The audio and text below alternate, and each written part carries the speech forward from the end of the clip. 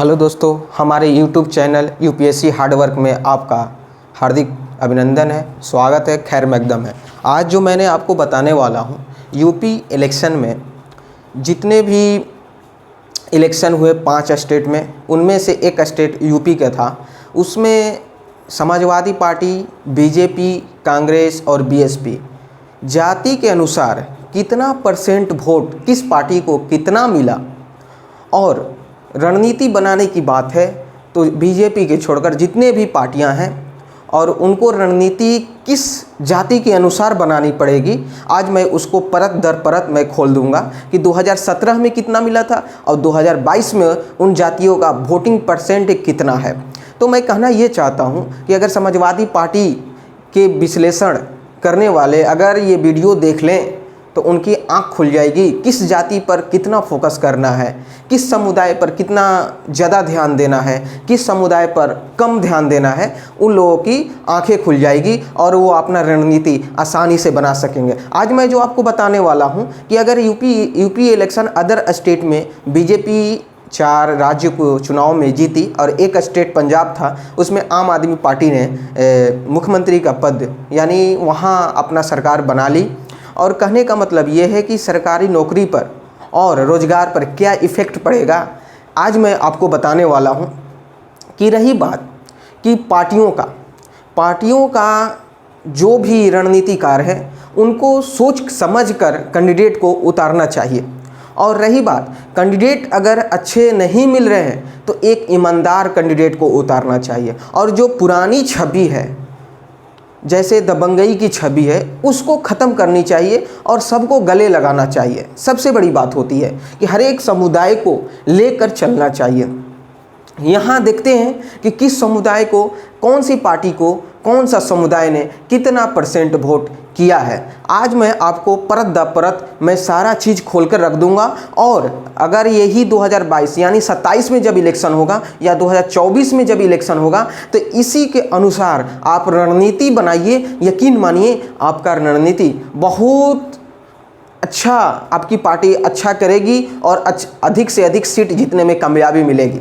मैं आशा करता हूं कि आप इस रणनीति को अगर अपनाते हैं, अगर अपने पार्टी को बीच में बातों को लेकर रखते हैं तो यकीन मानिए आपकी पार्टी का परफॉर्मेंस बहुत ज़्यादा अच्छा हो जाएगा। और लोगों के बीच आपकी क्या पहुंच है, ये जातिगत प्रतिशत वोट बताता है कि आप कितना उस जाति के प्रति, उस समुदाय के प्रति आपने काम किया है। तो आइए मैं देखता हूं कि क्या इसमें इफ़ेक्ट पड़ा है और जाति का कितना इफ़ेक्ट होता है, आज यूपी इलेक्शन में पता चल जाएगा। तो आइए चलते हैं, देखते हैं कि कौन से समुदाय के कितना % वोट मिला है। हम लोग जानते हैं कि यूपी में कुल सीटों की संख्या, इलेक्शन में कुल सीटों की संख्या 403 है, जिसमें से आपको मेजॉरिटी लाने के लिए 202 सीटों की आवश्यकता होती है। तो हम लोग देखते हैं कि उत्तर प्रदेश में कि बीजेपी का 255 सीट मिली है और उनके साथ जो सहयोगी दल हैं, जैसे अपना दल एस अनुप्रिया पटेल जो हैं, पटेल समुदाय से आती हैं, कुर्मी समुदाय से आती हैं, जो उनको टोटल 12 सीट मिली है जो पूर्वांचल क्षेत्र से आती है। और निषाद पार्टी को कितना 6 सीटें मिली है। और टोटल कहा जाए तो बीजेपी प्लस गठबंधन को 273 सीटें मिली है, जहां 203 सीटें 200 कितना मेजॉरिटी के लिए, तो 202 सीटों में से कितना आ गया, तो 200 टोटल 73 आ गया। तो इसलिए वहाँ की बीजेपी सरकार ने यूपी में अपनी सरकार दोबारा बनाई है। आइए मैं अगला देखते हैं, समाजवादी पार्टी को कुल कितने सीटें मिली है। तो समाजवादी पार्टी को टोटल 111 सीटें मिली है, जिसमें अखिलेश यादव की पार्टी आती हैं। उनके साथ जो सहयोगी दल थे, राष्ट्रीय लोक दल RLD, इनको 8 सीटें मिली है, जो जाट समुदाय से आते हैं। जाट, गुर्जर, इन लोगों समुदाय का बहुत बड़ा पहुँच है इनका, तो वो जाट समुदाय से आते हैं, जिसमें से 8 सीट मात्र मिली है। और सुहेलदेव समाज पार्टी को, भारतीय समाज पार्टी को मात्र 6 सीटें मिली है। ये भी पूर्वांचल क्षेत्र से आते हैं, जिनका सुहेलदेव भारतीय समाज पार्टी, राजभर साहब हैं इनका अध्यक्ष, ओम प्रकाश राजभर हैं, जिसमें कितने 6 सीटें मिली। टोटल कितने सीटें, तो 125 सीटें समाजवादी प्लस को मिली है। इनको अभी मान लीजिए इनको मेहनत करना है, कम से कम 202 सीटें लाने के लिए 80 सीटें लगभग इनको जितनी चाहिए था। मैं और कहना चाहता हूं कि कांग्रेस पार्टी को मात्र 2 सीटें मिली है और इनका तो वजूदे ख़त्म होता चला जा रहा है। इन लोगों का, कांग्रेस का पता ही नहीं है कि इन लोगों का मिशन क्या है, क्या आगे पार्टी की रणनीति क्या है, कुछ नहीं पता चलता। इसलिए इनका नैया डूबते चली जा रही है। रही बात बहुजन समाज पार्टी को, तो बहन मायावती जी ने अब की बार इलेक्शन में उन्होंने जो ध्यान देना चाहिए था वो ध्यान नहीं दिया। सबसे पहले इनमें कमियां थी कि आपने पार्टी का सचिव सचित चंद्र मिश्रा जी को बना दी थी, जिनसे उनके समुदाय ने बहुत खफा हो गए। खफा होने के कारण उनके समुदाय के लोग ने बहुजन समाज पार्टी को वोट नहीं दिया और मुसलमानों पर डिपेंड थी बहन मायावती। मुसलमानों ने उनसे किनारा कर लिया, क्योंकि उनके कुछ स्टेटमेंट ऐसे होते थे जो बीजेपी के पक्ष में चला जाता था। इसलिए मुसलमान समुदाय ने वहाँ से लगभग, ये कह लीजिए पिछली बार 19% दिए थे, तो अब की बार बहुत कम परसेंट यानी 5 से 6% वोटिंग किए हैं।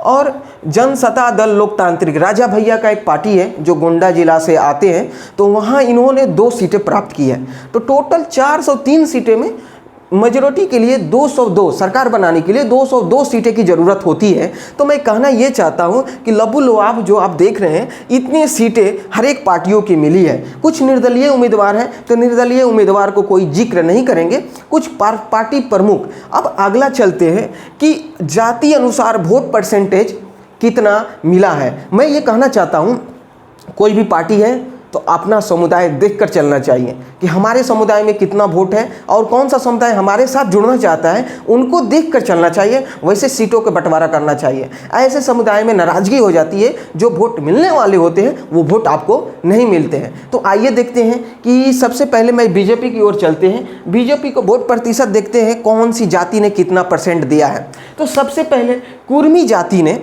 जो अनुप्रिया पटेल, अपना दल, एस सोनेवाल की पार्टी है, जो 80 से 90% बीजेपी को वोट गई है। 10% अदर पार्टियों में मौर्य समाज है, जो वो भी समाज का 90 से 95% वोटिंग किस में गई है, बीजेपी में गई है। बाकी 10% अदर पार्टियों में गई है। निषाद पार्टी का जो वोटिंग कोर बोर्ड है, जो मछुआरे समुदाय से आते हैं, उन लोगों ने भी बीजेपी को दम भर वोट दिया है, जिसमें 85 से 90% वोटिंग किया गया है। मैं ये कहना चाहता हूं कि ये लगभग बीजेपी ने इन जातियों पर कमांड कर ली थी। ये जातियां ओबीसी के अंतर्गत आती है, ओबीसी के अंतर्गत आती है, ओबीसी के अंतर्गत आती है। तो ओबीसी पर बीजेपी ने बहुत अच्छी पकड़ बनाई थी, इसलिए बीजेपी यूपी में अपनी सत्ता पाई। और चलिए आइए, बीजेपी कहा जाता है कि बीजेपी ब्राह्मणों के लिए पार्टी है, तो आइए उन्हीं समुदाय के लोगों ने कितना प्यार दिया देखा जाए। ब्राह्मण समाज ने 2022 में लगभग 89% वोट बीजेपी को दिया है। मैं अदर पार्टियों से कहना चाहता हूं कि ब्राह्मण समाज पर जितना आप लोगों ने काम किया है, वो काम अगर दूसरे समुदाय पर करते तो आपका वोटिंग % और बढ़ता। ये ब्राह्मण समाज ने 89% बीजेपी को वोट किया है 2022 में, और 2017 में 83% किया था।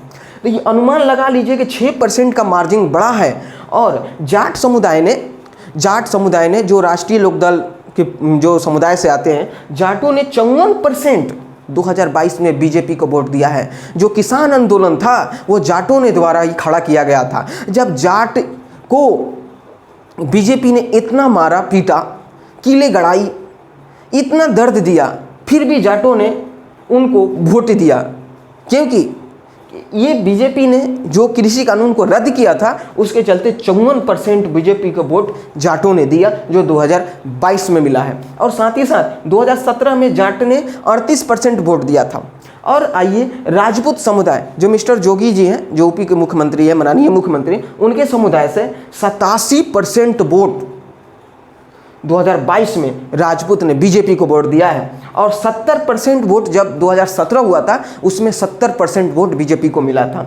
जादव समुदाय ने, जो अखिलेश यादव के पार्टी हैं, जो जादव समुदाय बीजेपी में है, उनके द्वारा जादव समुदाय 12% वोट 2022 में मिला है बीजेपी को, और 10% वोट कब मिला था तो 2017 में यादव ने दिया था। तो 2% जो वोट यादव के बढ़ गई है बीजेपी में, इसलिए जो 2000, 1000, 3000 वोटों से जो हारी हैं सपा समाजवादी पार्टी के उम्मीदवार ने, तो इसी कारण से हारी है। ये 2% अगर इधर बन जाता तो यादव समाज में जितने भी कम से कम 8 से 10 सीटें और समाजवादी पार्टी को मिल सकती थी। और मुसलमान जो बीजेपी को वोट करते हैं, जो उसमें पार्टी में शामिल हैं, तो 2% 2022 में मात्र 2% मुस्लिम समाज ने बीजेपी को वोट किया है, और 8% बीजेपी को 2017 में मुसलमानों ने वोट किया था। और मैं ये कहना चाहता हूँ, जाटो जो एससी समुदाय से आते हैं, तो उनमें जैसे मायावती जो समुदाय से आती है, उसमें 35% बीजेपी ने 2022 में वोट ली है, और 8% वोट मिला था 2017 में मात्र। तो 35% जो वोट मिली है ना, इसीलिए बीजेपी ने 255 सीटें यानी मेजॉरिटी से कहीं ज़्यादा सीटें प्राप्त की है। इसी वोट मार्जिन जो मायावती को मिलना चाहिए था, वो मायावती के ना मिलकर बीजेपी को मिल गया। कहा जाता है, लोग कह रहे हैं कि मायावती ने अंदर बीजेपी को सपोर्ट की है। आइए अगर देखते हैं गैर एससी, जैसे जाटो एससी में आते हैं, तो एससी में कई जातियाँ हैं, और जातियाँ जो हैं उनको 41% जो वोट है बीजेपी को मिला है। आप समझिए, गैर एससी हैं जो जितने भी, तो उन लोगों ने भी 41% वोट बीजेपी को दिया है, बाकी सब बीएसपी को दिया है। तो ये मोटा मोटी बीजेपी का वोट था। और समाजवादियों लोगों का वोट कितना मिला है, ब्राह्मण ने मात्र 6% दिया है। तो समाजवादी यानी अखिलेश यादव जी को ये सोचना चाहिए कि हमारे ब्राह्मण समाज ने कितना % वोट दिया, उसी के अनुसार सीट बंटवारा किया जाए। अगर सीट आप ब्राह्मणों के ज़्यादा दे देते हैं तो ये मत सोचिए कि आप जीत जाइएगा, लेकिन कंडीशन के अनुसार जहाँ आबादी ज़्यादा है, उनकी आबादी ज़्यादा है, वहीं इनको देना चाहिए सीट। लेकिन अब 2017 में 7%, तो जो 6%, 1% तो वोटिंग और कम हो गई। यकीन मानिए 2024 में भी अखिलेश यादव की पार्टी को ब्राह्मण समाज वोट देने वाला नहीं है। और रही बात जाट समुदाय से, तो जाट समुदाय से 33% वोट मात्र, जो किसान आंदोलन खड़ा हुआ था, राकेश टिकैत का जो समुदाय है, मात्र 33% वोट मिला है, और 57% वोट 2017 में मिला था। मार्जिन देखिए कमी का, हारने का, 125 सीट लाने का। अगर यही वोट अगर 57% मिल जाता तो समाजवादी पार्टी लगभग 200 क्रॉस कर जाती। और राजपूत समुदाय ने समाजवादी पार्टी को मात्र 7% वोट किया है। जो राजपूत समाज है, समाजवादी पार्टी से जुड़े हुए हैं, मात्र उन्हीं के परिवार ने वोट किया है। और राजपूत और ब्राह्मण जो भी समुदाय है, 2 समुदाय हैं, इनके जुड़े हुए जितने भी परिवार हैं ना, राजनीति से जुड़े हुए हैं समाजवादी पार्टी से, इन लोगों का बस उन्हीं परिवार ने वोट दिया है। और जादव का वोटिंग परसेंट देख लेते हैं। जादव का लगभग 83% वोट है। तो 83% ना होकर यहाँ लगभग 90% वोट होनी चाहिए थी यादव की। जो 7% वोट कम हुई है, लगभग 10 सीटों की मार्जिन हुई है। अगर 10 सीटें बढ़ जाती तो और ज़्यादा परफॉर्मेंस अच्छा हो जाता। मुसलमानों ने 2022 में 79% वोट किया है समाजवादी पार्टी को, और 46% वोट 2017 में किए थे, जिसके चलते 40 पर सपा आ गई थी। लेकिन अब की बार मुसलमानों ने पूरा मेहनत किए हैं, और ये 79% ना होकर लगभग 90% होना चाहिए था समाजवादी पार्टी को। अदर पार्टियाँ AIMM है, कांग्रेस है, समाजवादी पार्टी है, बीजेपी है, कुछ ले गई मुसलमानों को वोट प्रतिशत। अब आइए बहुजन समाज पार्टी का क्या स्थिति है, कौन से समाज कितना % वोट दिया है। ब्राह्मण ने मात्र 2% वोट दिया है, जो इनके पार्टी में जुड़े हुए हैं। तो कहा जाता है कि ब्राह्मण को उतना ही लेकर चलिए। मैं बहन मायावती जी से मैं ये कहना चाहूँगा कि अगर आप मेरा वीडियो अगर कभी देखेंगी, अगर यूट्यूब पर देखिएगा, तो आपने इस पर विचार जरूर कीजिएगा। ब्राह्मण सम्मेलन आपने इतना किया था कि लगा था कि आपको वोट मिलेगा, लेकिन आपको कोई वोट नहीं दिया। तो इससे बेइज्जती और कुछ हो नहीं सकती है। तो आप बेइज्जती को अपने अंदर रखिए, याद कीजिएगा कि उस दिन भी मैंने याद किया था, लेकिन मेरा साथ कोई नहीं दिया था, मात्र 2%। वो भी लग रहा है कि सतीश चंद्र मिश्रा का परिवार भी वोट नहीं दिया होगा बहुजन समाज पार्टी को, मैं यकीन के साथ कह सकता हूँ। जाट में 10% मात्र वोट मिला है बहुजन समाज पार्टी में, और राजपूत मात्र 1 से 2% वोट दिए हैं। और जादव ने मात्र 102% और मुसलमान 2022 में 6% वोट दिया था और 2017 में 19% वोट दिया था। तो मुसलमानों के ऊपर आपको काम करने की ज़रूरत है। अगर 21% आपकी आबादी है टोटल यूपी में, 20% मुसलमानों की आबादी है, तो यकीन मानिए 41% होता है। अगर 8 से 10% अगर कम भी हो जाती है तो आपकी सरकार बन जाती, लेकिन आपने अपना वोट को बांट दिया, किसी दूसरे पार्टी को सपोर्ट कर दी।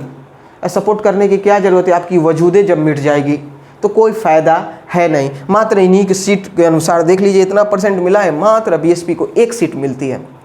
जनता ने इनको बुरी तरह से नकार दिया है और इनके समुदाय के लोगों ने अपनाया नहीं है, बहन जी को अलग कर दिया है। आइए अगला देखते हैं, कांग्रेस का क्या स्थिति है। कांग्रेस में भी देख लेते हैं ब्राह्मणों ने कितना साथ दिया।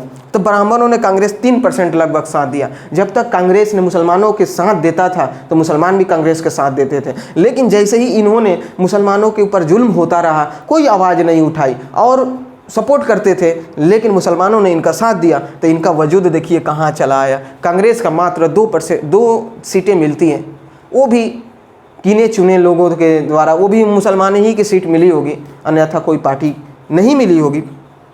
जाट मात्र 1% देते हैं लगभग, राजपूत 3% देते हैं और जादव 1%, मुसलमान 10 से 12% वोट दिया है, जिसके चलते इनकी 2 सीटें मिली है। और जाटो 1%, गैर एसी 2%। आइए सबसे बड़ा बात था कि असदुल ओवैसी की पार्टी जो यूपी में अब की बार चुनाव लड़ी थी, उनमें AIMIM को मुसलमानों ने बुरी तरह से नकार दिया है।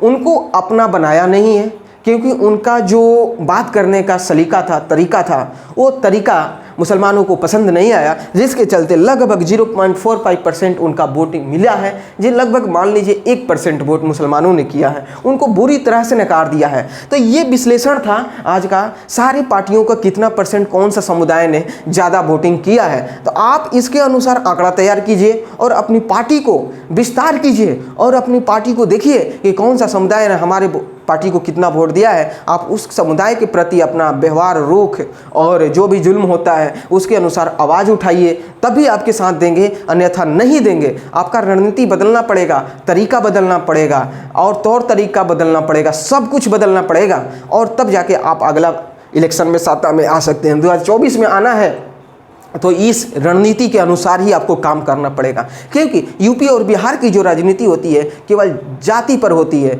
जाति पर राजनीति तो हर एक स्टेट में होती है, लेकिन खुलकर जो दिखा जाता है, जो बिहार और यूपी में खुलकर जाति राजनीति होती है, तो जाति के अनुसार ही आपको काम करना चाहिए। तो जय हिंद दोस्तों, मैं आज यहीं तक वीडियो रखता हूँ। आप लोगों से गुजारिश है कि इस वीडियो को अगर अच्छा लगे तो उन पार्टियों के पास पहुंचाने की कोशिश कीजिए, जैसे समाजवादी पार्टी है उनके पास पहुंचाने की कोशिश कीजिए, ताकि वो अपने पार्टी को, रुख को, जो भी उनका मैनिफेस्टो है उनको उजागर करें और आने वाले समय में इसके अनुसार ही वोटिंग जो होती है ना, जो उम्मीदवार होते हैं उनका चुनाव करें। आज मैं यहीं तक रखता हूँ। जय हिंद।